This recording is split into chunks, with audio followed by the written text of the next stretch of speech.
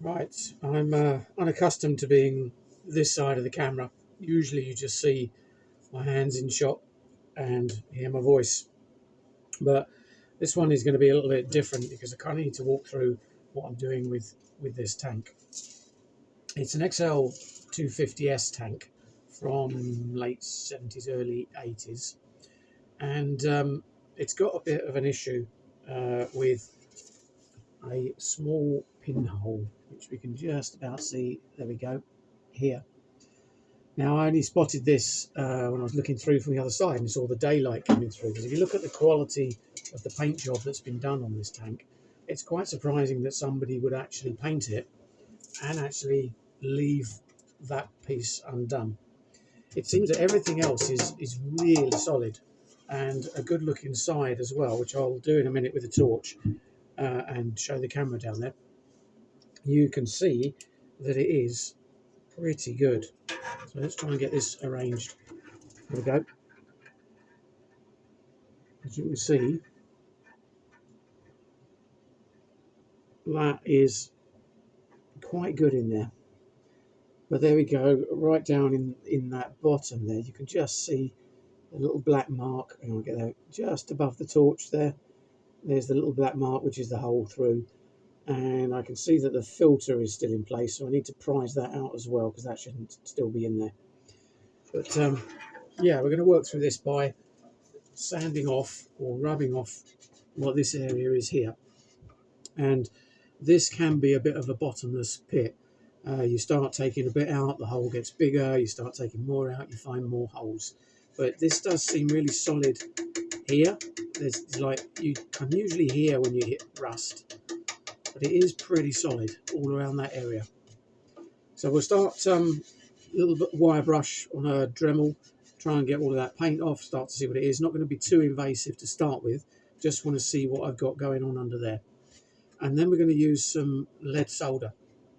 Now, I had thought about brazing this, but the problem I've got with brazing it is that this is so close to the edge that I think I'm going to destroy the paint on the outside here, because the heat is a lot hotter on braze. So we're going to go with some lead solder and either a really hot mains voltage soldering iron, or just with a very fine tipped brazing torch to get into there. Maybe not a brazing torch, might get away with a butane one, but I don't think that's going to get hot enough. But we'll see once I've got it all cleaned up. So a bit of flux on it first. I've got a couple of different fluxes here that I'll try. And then I've also got a couple of different lead solders. I've got on a reel here, a slightly finer one, but I've also got quite a thick rod of lead solder. We're only going to need a small bit of that, and try and dab it into the hole that we need to fill there once we've got it all cleaned off. So come back in a second. I'm just going to start cleaning this off, and we'll see what we've got underneath. Okay, so I've got a small wire bit in my Dremel, and we're just going to give this a go and see what comes off when we clean this up. So we'll start low.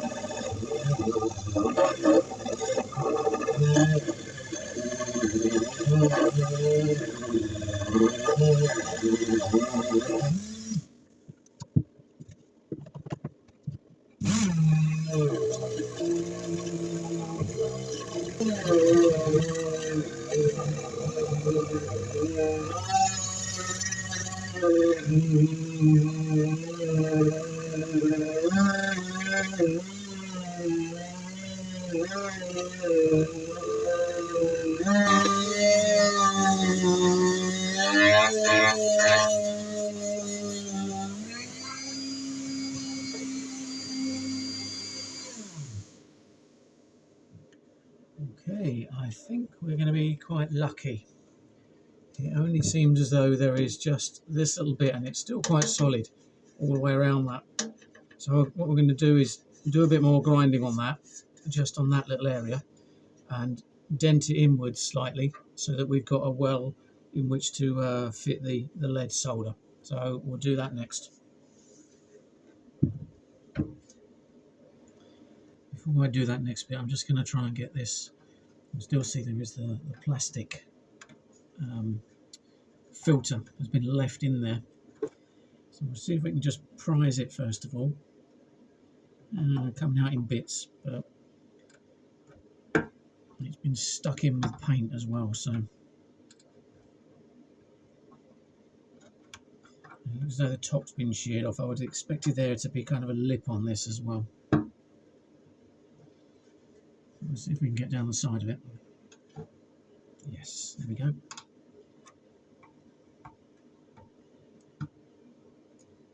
It's well and truly stuck in there.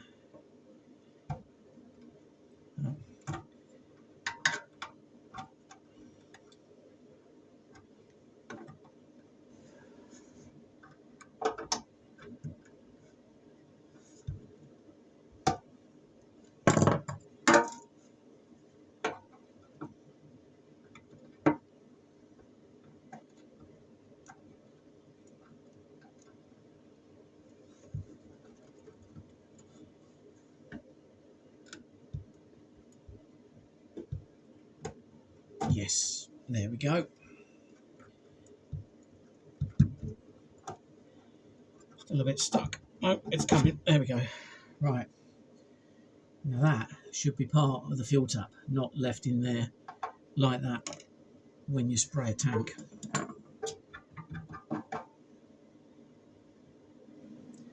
Right. What I've put on here now is a little grinding tip. So we'll see how much of this we can take down and get into that corner as well with this kind of coned end to this.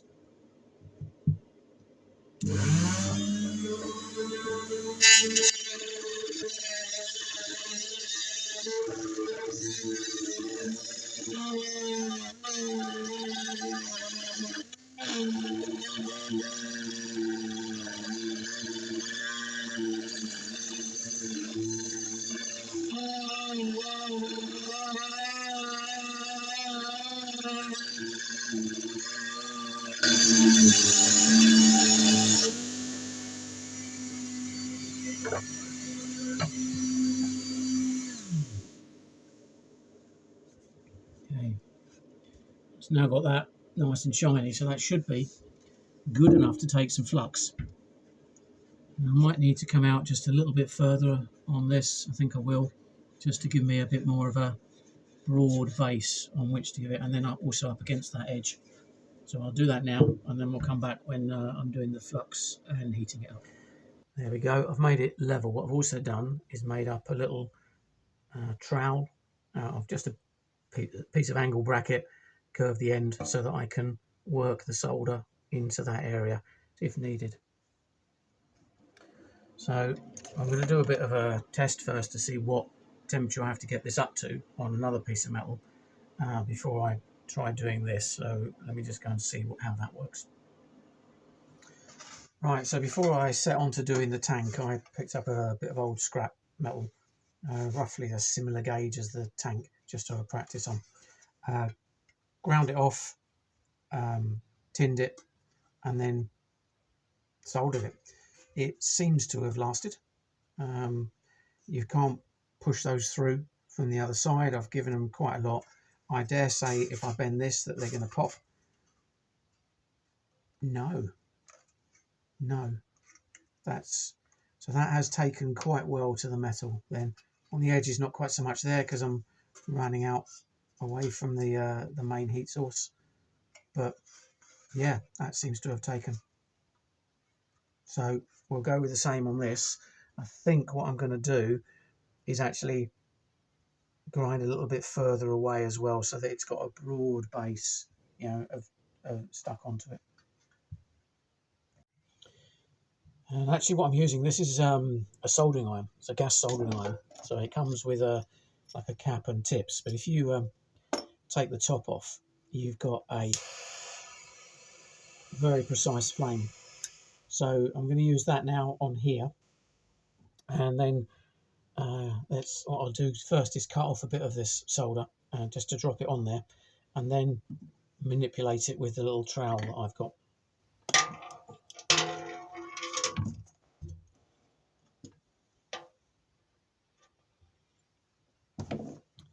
And we'll get some more ready just in case.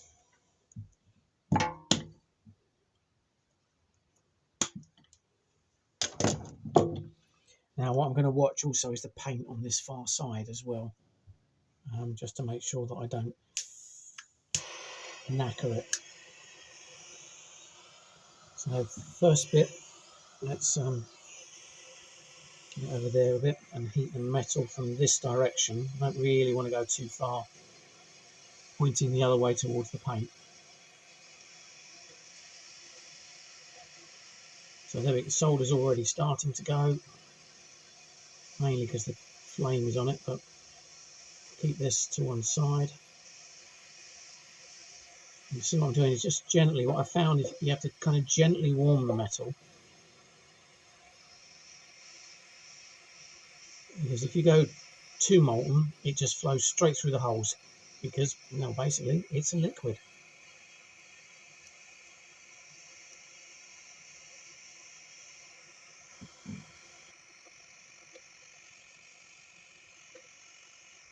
So now this smooth.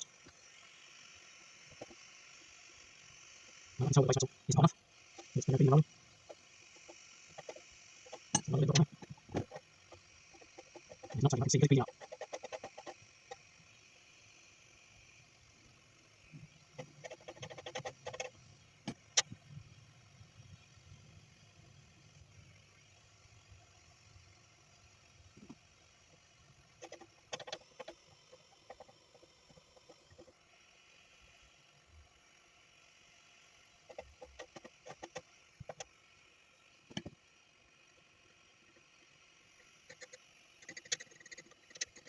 No, it doesn't want to take the metal.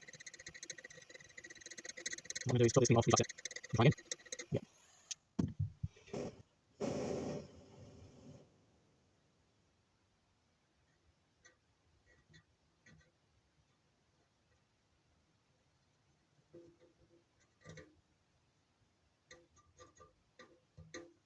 Starting to set. I can tell that isn't good enough, and I'll probably just be able to prise that straight off.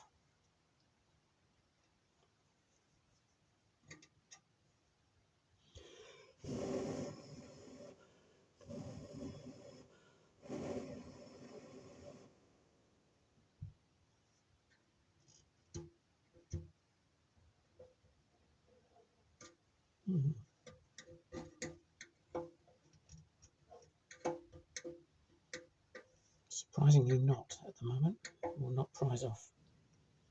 Let me just get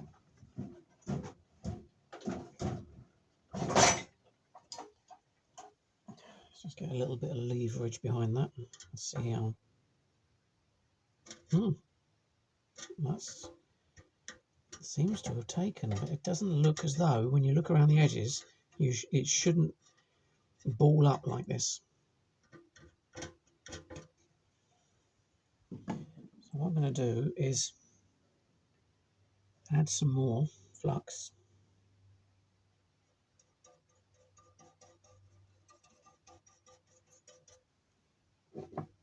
And then come in again with a bit more solder.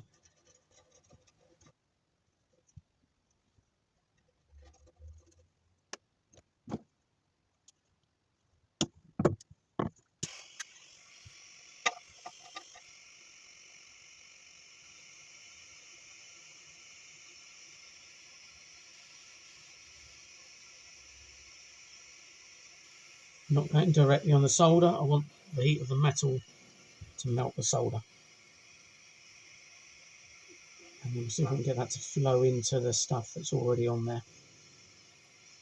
Starting to, there we go.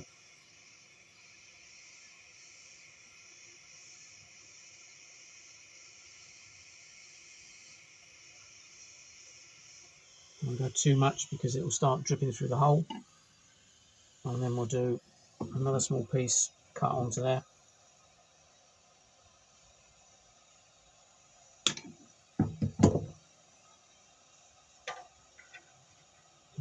this to be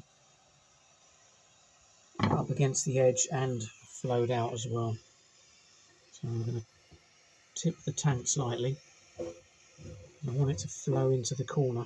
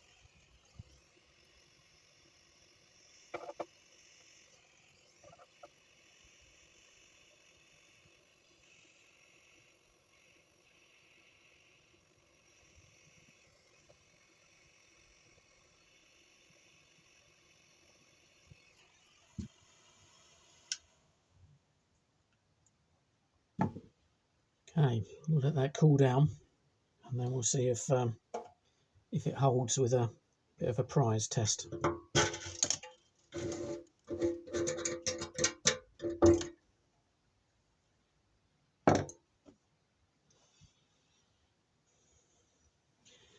Right, so I'll just ground that down with a Dremel.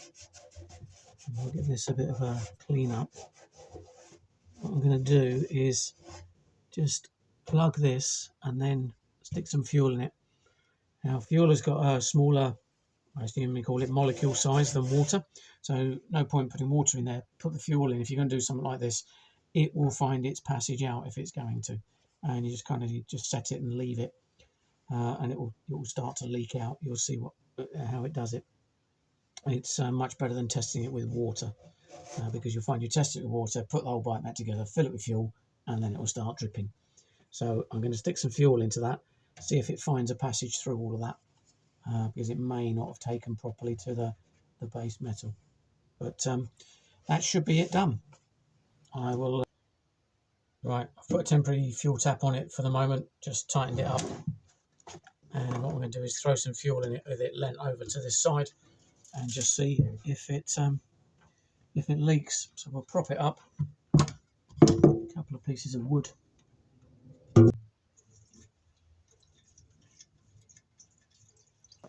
So I've got, let's move it a little bit, fuel now that covers the area that I've brazed just in front of the filter there. So we'll let that sit, and we'll just see if anything leaks out. I'm expecting to see, or not expecting to see, something coming out, landing on the bench there. So we're just going to leave that because it could take a while for it to seep through if it's going to. So one way to tell is just with a bit of blue rag, because any wet will easily show up on this. So just dab that around, see if there's anything.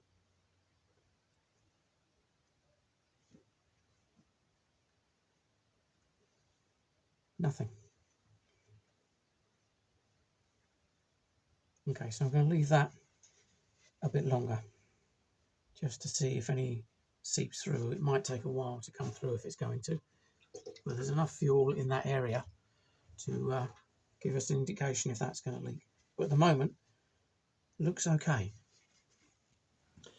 Thanks for watching. I do try and bring stuff that I think you might find useful, just ways of doing things sometimes that you see someone else do it and it kind of becomes a bit obvious to yourself, and the way that you can use different tools potentially and improvise. You don't have to have the whole caveat of tools that a major workshop would have. You just need to think a little bit sideways. I will do another video which is basically showing what my toolkit is for working on these bikes, and as you'll see, it's not huge. I do have loads of tools, but I'm only utilising a small number of those in any of the work that you're seeing me do. So if you like, please hit the like, subscribe, help me out with the channel to try and bring you some more content of stuff like this as I go around fixing all the little jobs on some of the bikes that we've got.